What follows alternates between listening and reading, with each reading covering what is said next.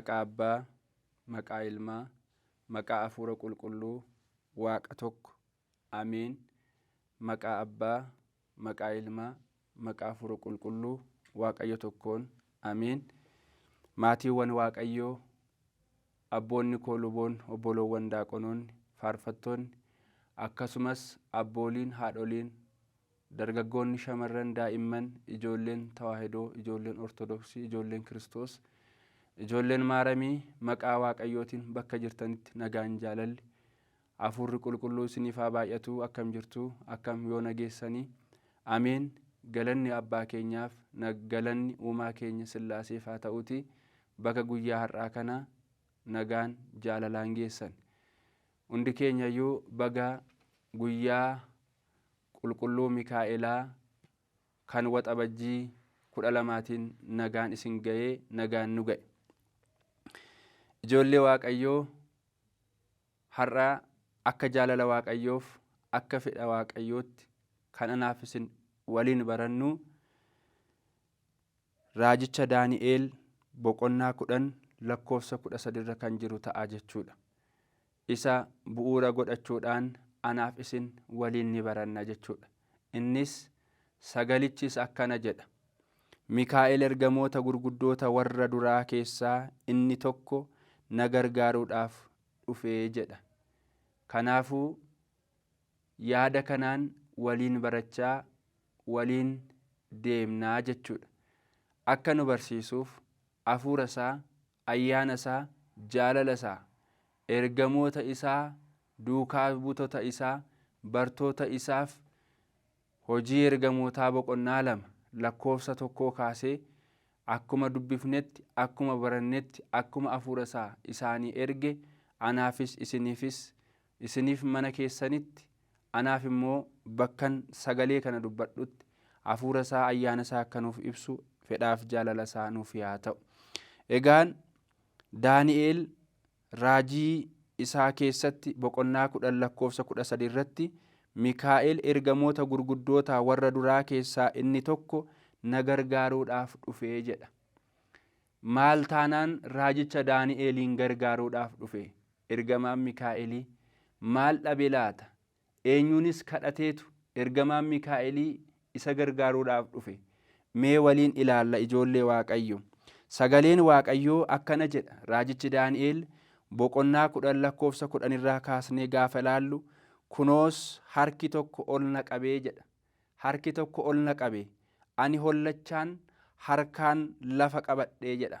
Jilba kootiin akkan jilbeeffadhu godhe inni harkaan na qabe sun yaa Daani'eel naan jedheedha. Yaa Daani'eel nama guddaa jaallatamaa, amma ani gara keetti waanan ergameef jedha. Dubbii isa ani sitti dubbadhu yaadaan qabi, iddoo jirtutti ol qajeelii dhaabbadhu naan jedheedha. Yeroo inni dubbii kana anatti dubbate immoo ani hollachaa ol qajeele nan dhaabbadhe. Kana booddee inni yaa Daani'eel hin sodaatin, guyyaa ati kana hubachuu irraa Waaqayyoo duratti gad of deebisuu irraa yaada kee keessaa sana jalqabee dubbiin kee dhaga'ameera. Kanaaf ani waa'ee dubbii keetiif nan dhufe. Ergamaan guddichi inni mootummaa Faarsiif dhaabbatu bultii 21 anaan mormuudhaaf inni dhaabbate. Kana irratti Mikaa'el ergamoota gurguddoota warra duraa keessaa inni tokko na gargaaruudhaaf inni dhufee jedha. Inni na gargaaruudhaaf inni dhufee jedha. Ergamaan Mikaa'elaa jechuudha. Faarsi kan jedhamu mootiin bara sana saba kiristaanotaa, saba Waaqayyoo gaddisiisaa ture. Saba Waaqayyoo jeeqaa ture. Saba Waaqayyoo karaarraa kaachisaa ture. Yeroo sanatti Daani'eelis gara Waaqayyootti boo'aa ture jedha. Boo'icha isaa, kadhaa isaa, jaalala isaa dhaggeeyee jedha. Eenyu? Ergamaani Waaqayyoo hangafti ergamootaa qulqulluu Mikaa'elii Waaqa biraatii ergamee dhufuudhaan boo'ichi keessii dhagahameera, kadhannaan keessii dhagahameera, deemsi kee waaqa biratti fudhatama siif argateera gammadi anis waaqa biraa ergamee tan dhufe isaatiin jedhee jedha. Egaa waxabajji gaafa guyyaa 12 kana ergamaan Mikaa'elii wantoota 2 ilmaan namaaf raawwateera jechuudha.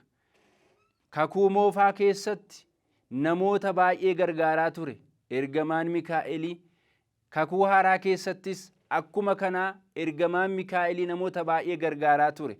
Kanaafuu kakuu amma jirru kana keessatti ergamaan Mikaa'elii namoota 2 waxabajji gaafa guyyaa 12 namoota 2 gargaareera jechuudha.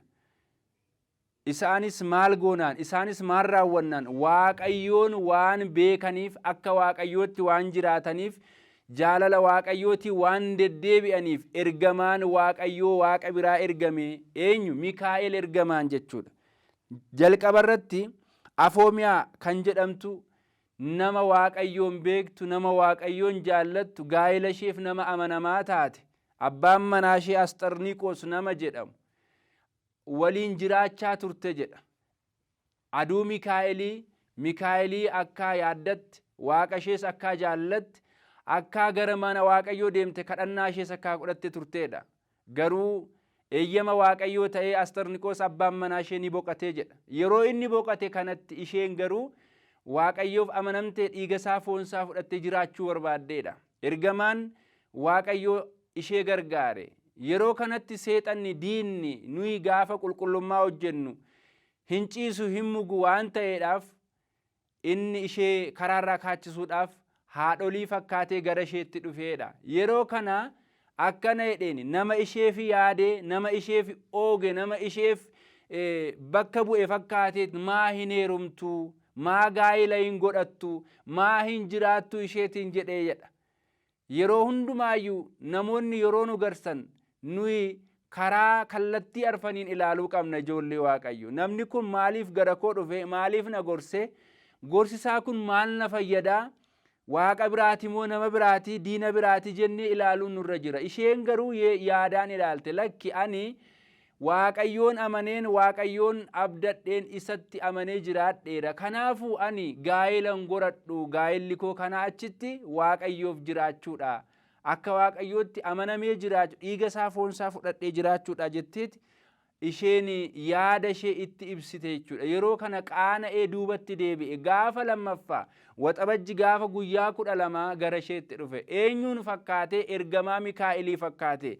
Qulqullichi Phaawulos ergaasaa gara warra Qorontos boqonnaa 11 lakkoofsa 13 irratti akkuma nuu barreessetti seexanni bifa ifaatiin mul'ata, of jijjiiraa jedha.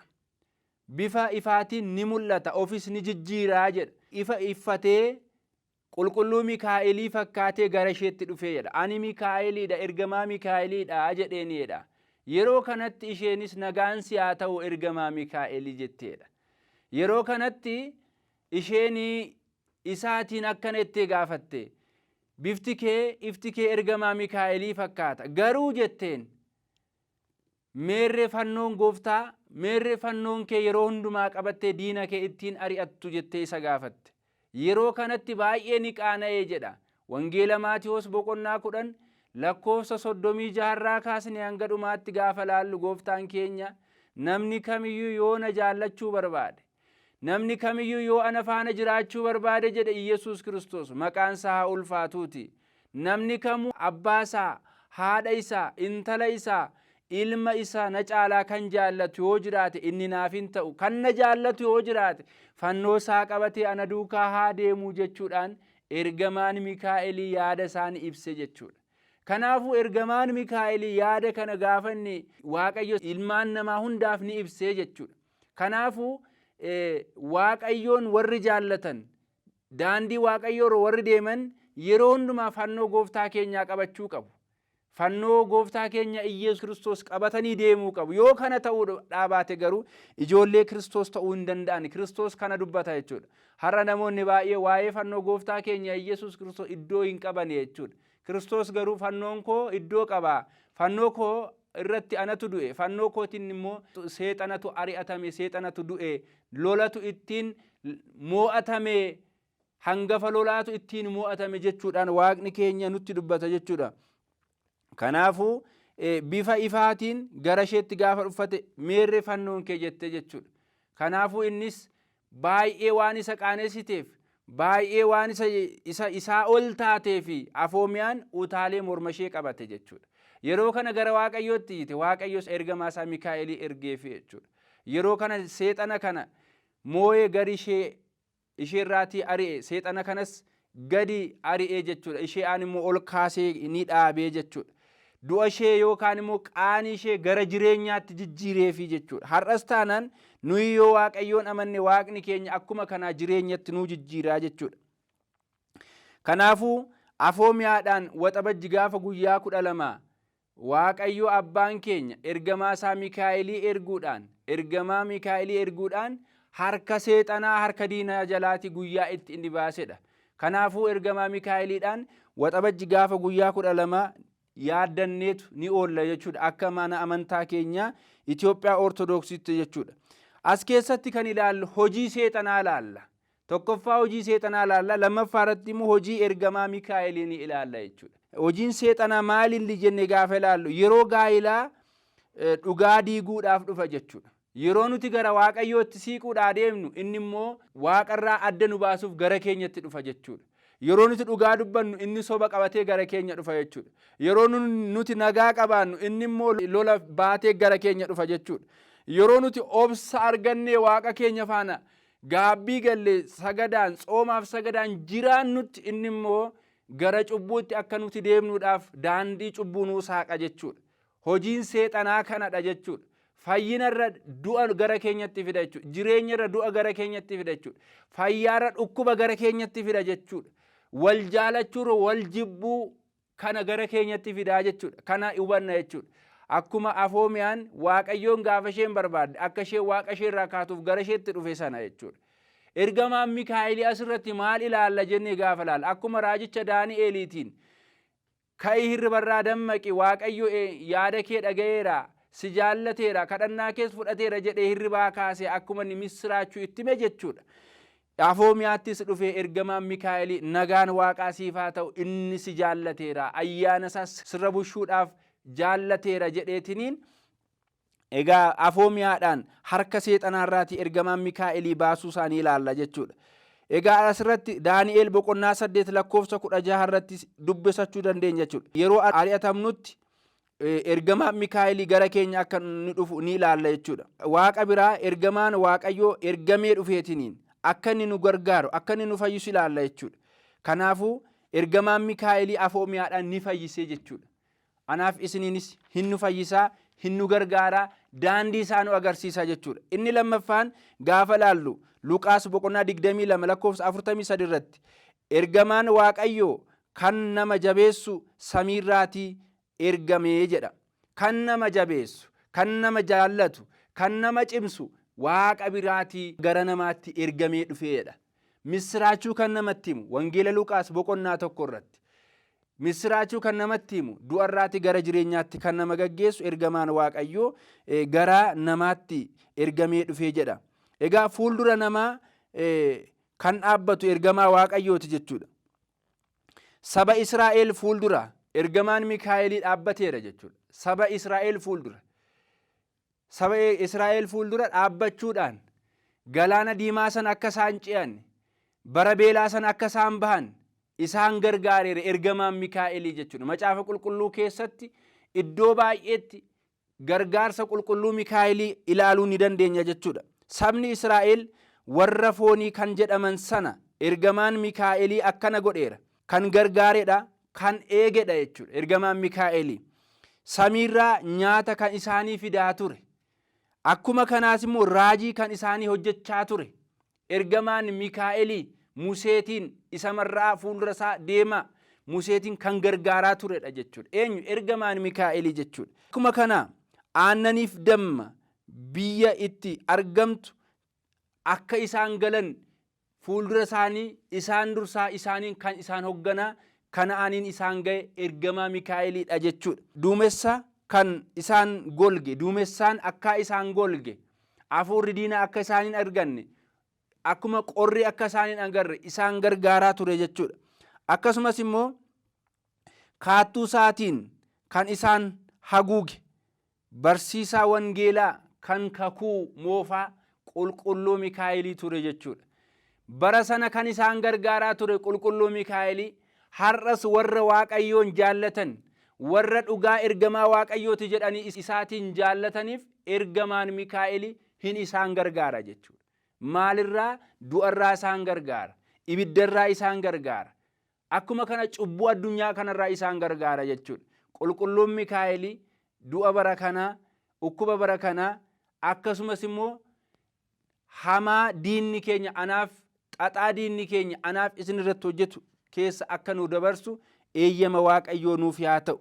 Egaan ergamaan Mikaa'elaa afoo mi'aamichaa miti guyyaa har'aa kanatti kan inni gargaare jechuudha.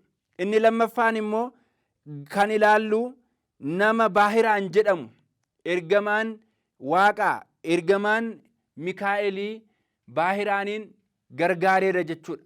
Baahiraan gaafa jennu, Baahiraan jenne gaafa laallu, Baahiraanii nama laga keessaa, nama baharii keessaa argame jechuudha. Duubatti deebinee seenaa Baahiraan gaafa ilaallu, haatiif abbaan Baahiraan nama Waaqayyoon jaallatan ture jedha Macaafni Qulqulluu.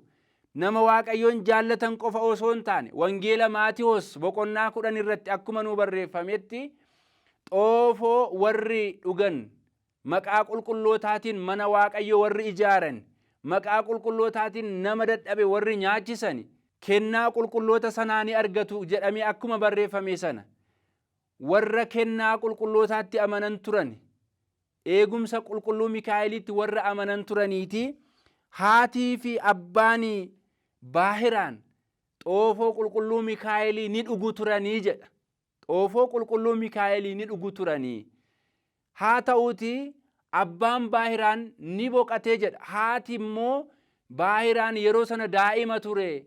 Kanaafuu yeroo kanatti ergamaan Waaqayyoo Mikaa'el dhufee daa'ima kana ni eebbise. Namni tokko Waaqayyoon kan hin beekne yeroo hundumaa qarshii isaa akka Waaqaatti kan ilaalu, humna isaa akka Waaqa isaatti kan ilaalu, namoota naannoo isaa jiraniitti kan amanu ture. Waaqayyoon immoo kan dagate ture. Yeroo kanatti maal jedhe ergamaan Mikaa'elaa dhufe, ati namicha kana qabeenya isaa, mana isaa, lafa isaa hundumaayyuu ni fudhatta jedheetu dubbate. Yeroo inni akkana jedhee dubbatu ergamaan Mikaa'elii namni kun ni dhaggeeffata ture jedha. Yeroo kanatti akkamitti namni hiyyeessi kun, mucaan daa'imni kun akkamitti qabeenya koo fudhata jedheetiniin namni kun haadha Baahiraaniin akkana jedhee gaafate. Ani mucaa kee kana nan sii barsiisa, nan sii guddisa, daa'ima kana naa kenni jedhee ni fudhatee jedha. Yeroo kanatti isheenis waan qabeenya hin qabneef, waan qarshii hin qabneef mucaa kana dabarsitee isaa kennite jedha. Yeroo kana innis hatattamaan saaxinii keessa kaa'uudhaan gara saaxinii immoo itti qollofee itti cufuudhaan gara galaanaatti gadi darbate jedha daa'ima kana. Yeroo kanatti ergamaan Waaqayyoo warra Waaqayyoon beekaniif yeroo hundumaa fuuldura Waaqayyoo dhaabbatu akkuma jedhame macaafa qulqulluu irratti nutti dubbatametti, wangeela Maatiyoos irratti, akkasumas immoo raajicha Daani'el boqonnaa 12 lakkoofsa 1 irratti akkuma nu barreeffametti warra Waaqayyoon jaalataniif ergamaan Mikaa'elii qaqqabee isaan fayyisaa jedhee akkuma dubbatame yeroo inni gara galaanaatti gadi darbatamu ergamaan Mikaa'elii aasaa yookaan immoo isa guddaa sana keessa akka inni galu isa taasise jedha. Aasaa hanbariisa jennu sana keessa. Yeroo kanatti aasaa kana keessa seenee mucaan kunedha. Yeroo kana namni aasaa yeroo hundumaa xamaduudhaan akkasumas immoo galaana keessa qurxummiilee adda addaa baasuudhaan namni gurguree yookaan immoo jireenya isaa ittiin fooyyeffatu ture. Nama dhala hin qabne bara baay'ee nama dhala Waaqayyoon gaafachaa ture jechuudha. Yeroo kana akkuma Yoonaas garaa qurxummii keessa guyyaa 3 bulee raajicha Yoonaas boqonnaa 1, boqonnaa 2, boqonnaa 3 akkuma dubbifannutti akkuma kanaa mucaan kunis garaa qurxummii keessa ni bulee jedha. Yeroo kanatti deemee garam gahee gara nama aasaa qabu kanaatti deeme jechuudha. Aasaa kanas namni kun ni qabatee jedha. yeroo aasaa kana qalee ilaalu saaxinii keessaatii argatee jedha. Yeroo kana nama kana argee keessaa baase, daa'ima kana argatee jechuudha. Yeroo kanatti daa'imni kun maal ta'e? Daa'ima kana fudhatee mana isaatti ni guddifatee jedha. Bara baay'ee booda daa'imni kunis guddatee booda bara baay'ee booddee egaan namichi kun gara biyya biraa deemaadha. Gara biyya biraa deemeedha. Yeroo inni gara biyya biraa deeme kanatti ergamaan Waaqayyoo mucaa kana eeguudhaan, aasaa erguudhaan, akka saaxinniin kun bishaaniin hin nyaatamne gochuudhaan, aasaan kun qabatee fudhatee akka inni gara qarqara galaanaatti deemu taasisuudhaan mucaa kana nama kanaaf akka inni kenne, mucaan kunis yaadaafiniin Waaqayyoon sodaachaa guddachuu isaa booddee namni kun gara achii deemee keessummaadhaaf ni boqateedha. Yeroo kana maal jedhe namni kun? Maqaa isaa Baahiraan jedhee ni waama.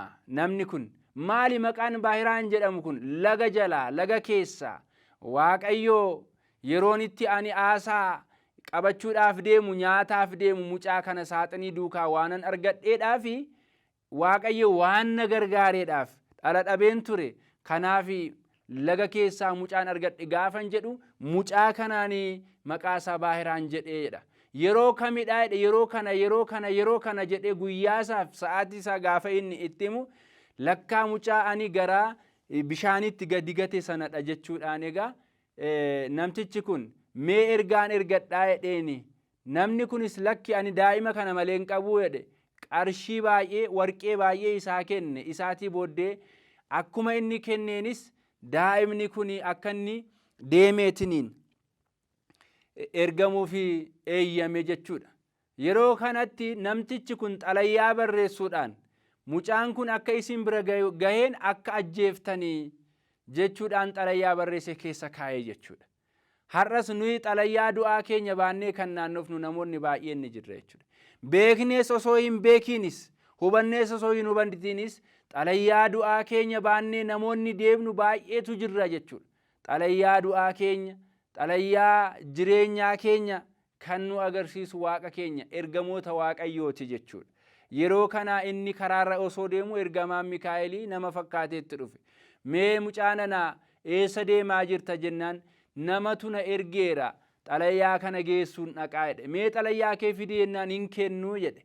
Bakka erga na diddee achuma dhaabbadhu natti asii qabii jedheen ergamaan Mikaa'elaa jechuudha. Yeroo inni asii achee qabu mucaan kun akka dhufeen haaduu isni jedhu sun mucaan kun akka dhufeen intala koo ishee tokkitti ani qabu sana haa fuudhu, qabeenyi koo sansaa haa ta'u kan jedhu xalayyaa sana xalayyaa du'aa gara jireenyaatti jijjiire jechuudha. Galanni Waaqayyoof haa ta'u, galanni Kiristoosiif haa ta'u.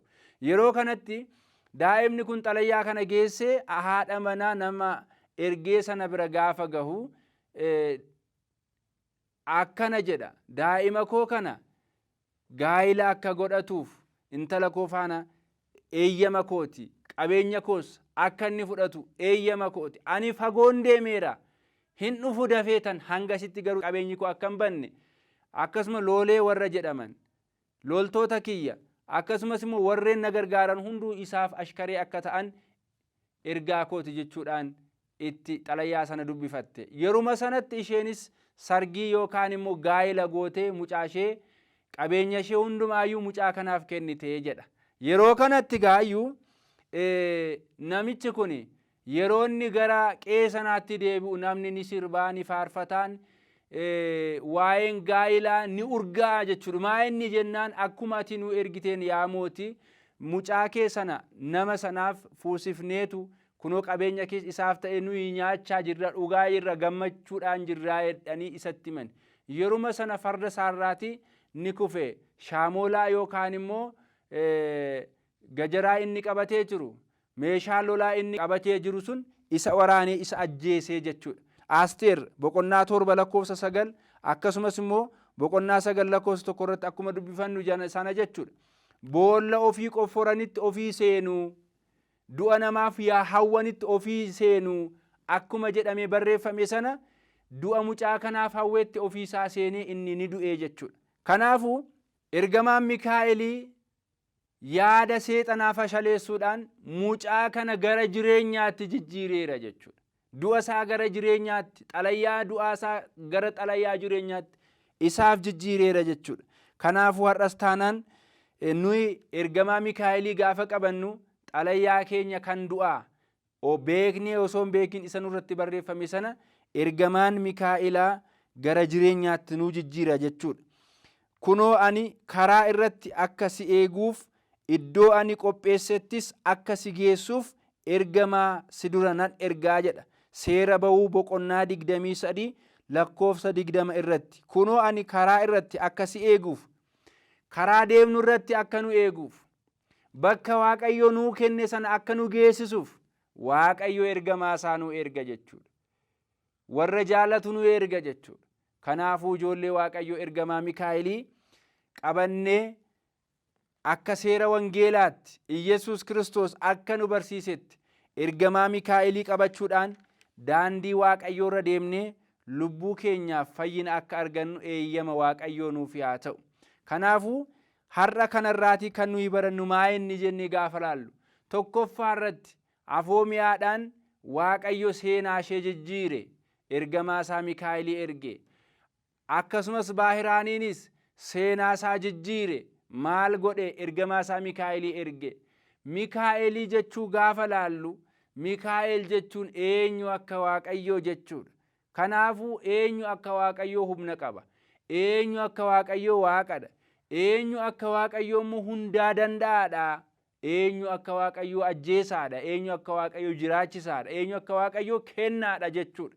Maqaa humti qulqulluu Mikaa'elii. Kanaafuu hundi keenyayyuu ergamaa Mikaa'elii jiini yeroo galu guyyaa 12 isa yaaddachuudhaan, isa uume Waaqa isaatiin, uumaa isaatiin sodaachuudhaan akka nuti gargaarsa isa gaafannu egaa macaafni qulqulluu nutti dubbata jechuudha.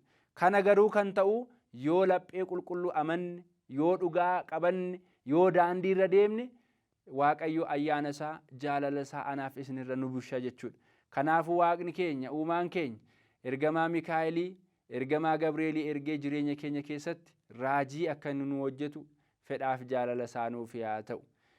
Mikaa'el ergamaan na gargaaruudhaaf dhufe. Kanaafuu Afoomiyaadhaan gargaaree Mikaa'eliin, Daani'eliin gargaaree qulqulluu Mikaa'elii, akkasumas Baahiraaniin gargaaree qulqulluu Mikaa'eliin, akkasumas saba Israa'eliin gargaare qulqulluu Mikaa'elii har'as anaaf isiniin nu gargaara jechuudha. Akka nu gargaaru fedhaaf jaalala Kiristoos nuuf haa ta'u. Waaqa nu barsiise, Waaqa nu gorse, maqaan isaa bara baraan kan galatoome nuuf haa ta'u. Abbaaf, Ilmaaf, Hafuura Qulqulluuf galanni haa ta'u. Har'as borus hanga bara baraatiin. Ameen.